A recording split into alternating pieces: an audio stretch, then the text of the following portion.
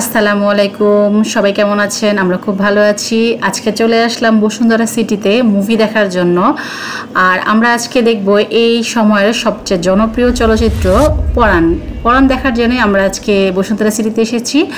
তো চলেন দেখা যাক আমাদের সাথে আর কারা আছে যারা আজকে আমাদের সাথে এই মুভি দেখার সঙ্গী হবে। তাদের সাথেও আপনাদেরকে পরিচয় করিয়ে দিব। তো আমরা এখন সিনেপ্লেক্সের ভিতরে ঢুকবো। অনেক মানুষ এই মুভিটা দেখার জন্য এসেছে। নিশ্চয়ই মুভিটা খুব ভালো। তো আমি দেখেই বলতে পারবো আসলে কতটুকু ভালো কতটুকু খারাপ।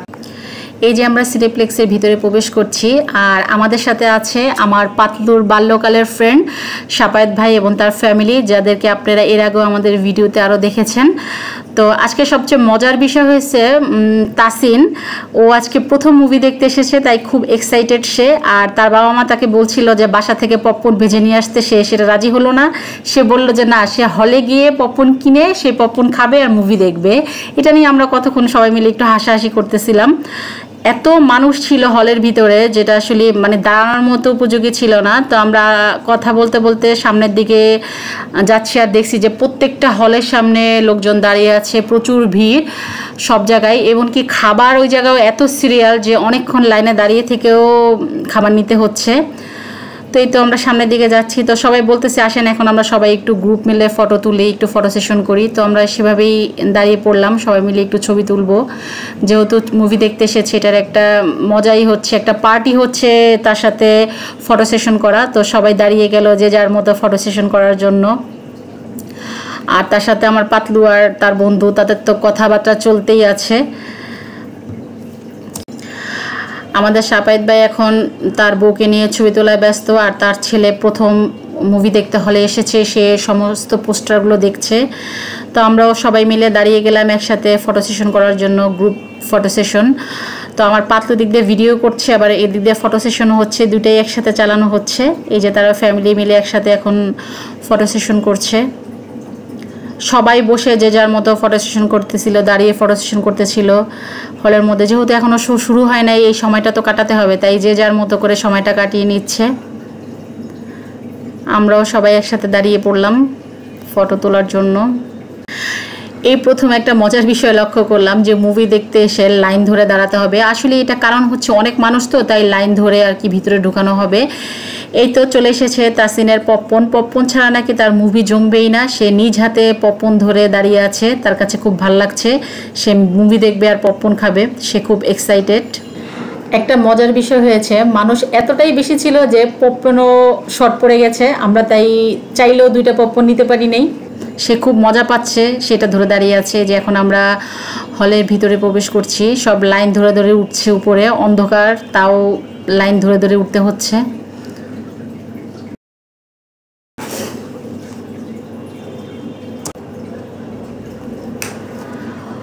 উপরে উঠে গিয়েছি, সবাইকে কার আগে যে কার সিটে বসবে সেটা নিয়ে ব্যস্ত। যেহেতু টিকিটের সাথে সবার সিট নাম্বার দেওয়া আছে, তারপরও কে আগে যাবে।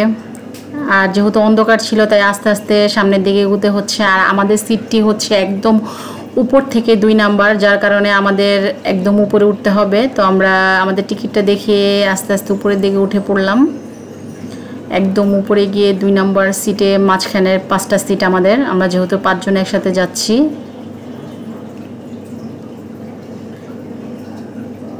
লাইন বাই লাইন উঠতে হচ্ছে উপরে, যেহেতু জায়গা বেশি একটা ছিল না।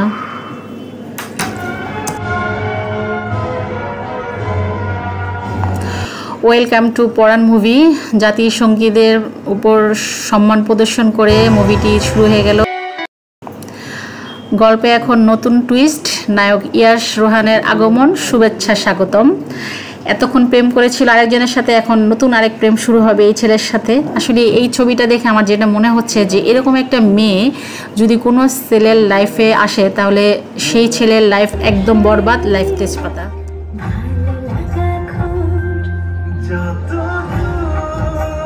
শুরু হয়ে গেল নতুন প্রেম এখন ইয়াশ রোহানকে নিয়ে।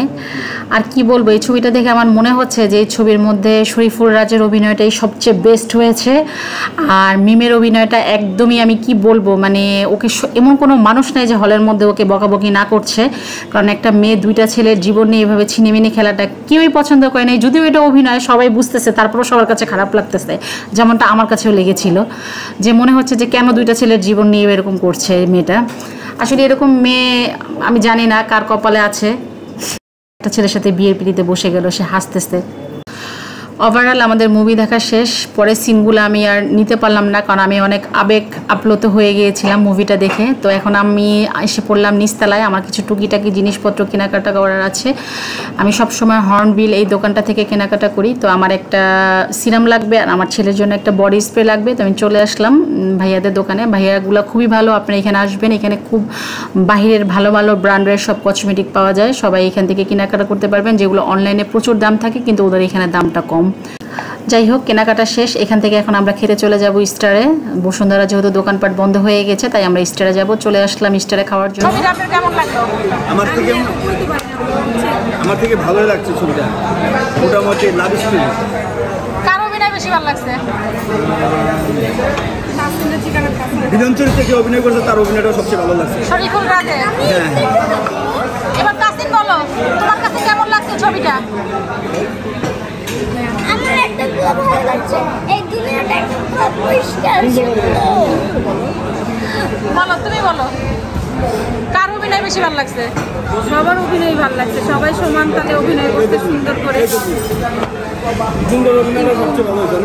মেয়েটা আর একটু ভালো হইলেও পারতো, মেয়েটা একটু বেশি হয়ে গেছে আর কি। মেয়ের পাল্লায় বললে হয়েছে কাজ। হ্যাঁ, ঠিক কইছে। এবার তুমি বলো, তোমার কাছে কেমন লাগছে?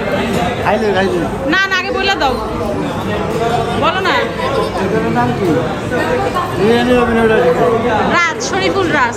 শরীফুল রাজের অভিনয় ঠিক আছে, সুন্দর।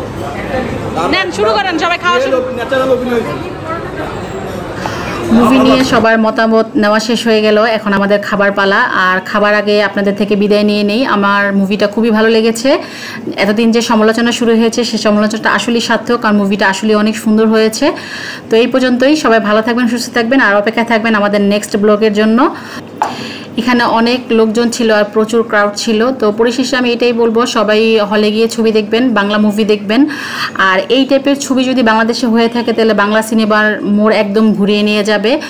আর ফ্যামিলি নিয়ে দেখার মতো ছবি, সবাই ফ্যামিলি নিয়ে সেই ছবি উপভোগ করতে পারবে, মুভিগুলো দেখতে পারবে। তো আমি পরিশেষে বলবো সবাইকে এরকম সুন্দর সুন্দর ছবি তৈরি করার জন্য। আল্লাহ হাফেজ, আসসালামু আলাইকুম।